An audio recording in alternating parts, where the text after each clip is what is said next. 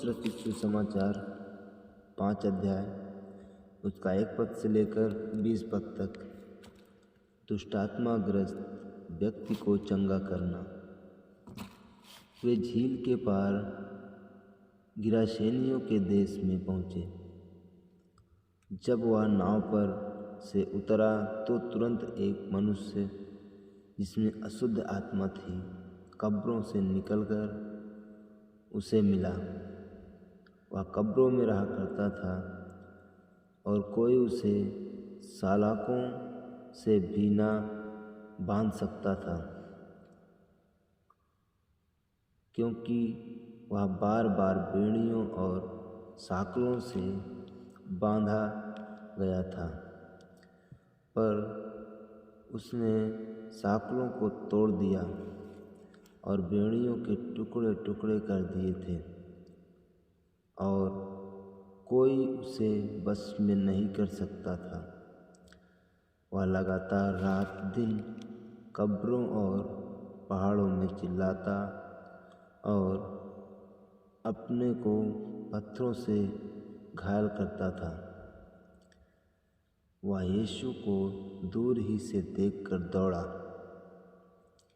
उसे प्रणाम किया और ऊंचे शब्द से चिल्लाकर कहा, हे यीशु, परम प्रधान परमेश्वर के पुत्र, मुझे तुझसे क्या काम? मैं तुझे परमेश्वर की शपथ देता हूँ कि मुझे पीड़ा न दे। क्योंकि उसने उससे कहा था, हे अशुद्ध आत्मा, इस मनुष्य में से निकल आ। उसने उससे पूछा, तेरा क्या नाम है?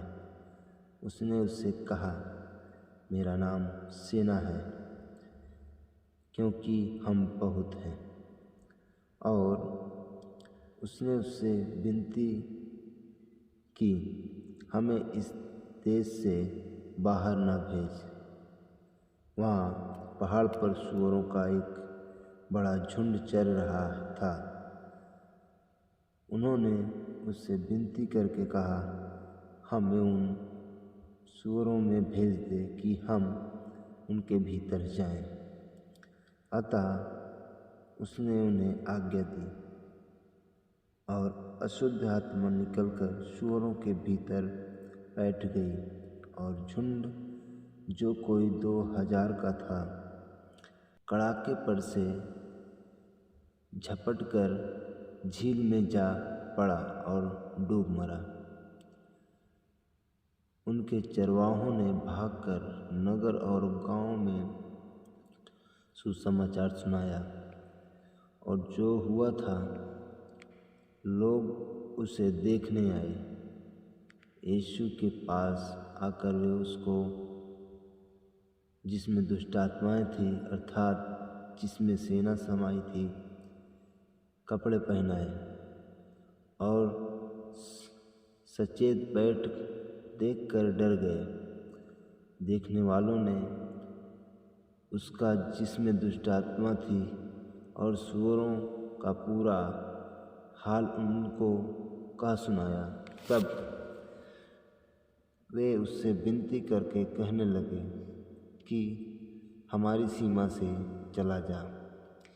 जब वह नाव पर चढ़ने लगा तो वह, जिसमें पहले दुष्ट आत्माएं थी, उससे विनती करने लगा, मुझे अपने साथ रहने दे। परंतु उसने उसे आज्ञा दी और उससे कहा, अपने घर जाकर अपने लोगों को बता कि तुझ पर दया करके प्रभु यीशु ने तेरे लिए कैसे बड़े काम किए हैं।